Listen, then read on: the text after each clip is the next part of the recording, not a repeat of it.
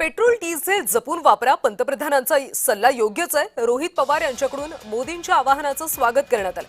सल्ला योग्य असला तरी याची सुरुवात केंद्र सरकारनं स्वतःपासून करावी.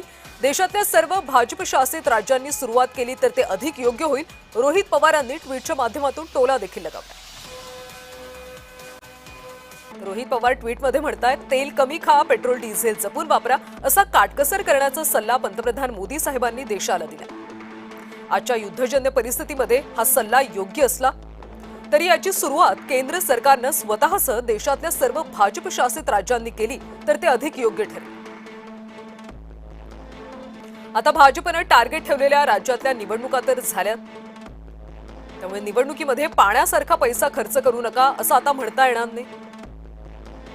पण ठराविक राज्यातल्या बड्या कंत्राटदारांना हाताशी धरून दलाली खाऊ नका, भ्रष्टाचार करू नका, उधळपट्टी करू नका, अनावश्यक वाहनांचा ताफा घेऊ नका, अभ्यासाच्या नावाखाली परदेश दौरे करू नका.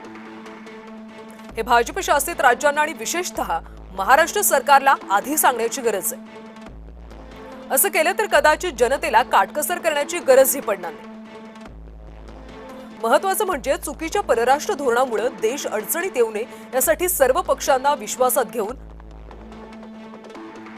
सहमतीने परराष्ट्र धोरण आखलं तर सरकारवर कुणीही टीका करणार नाही आणि देशही अडचणीत येणार नाही. आता निवडणुका झाल्यानं पंतप्रधानांचं आव्हान म्हणजे पेट्रोल डिझेल दरवाढीचे संकेत तर नाही ना, अशी शंका येते, असं रोहित पवार यांनी म्हटलं.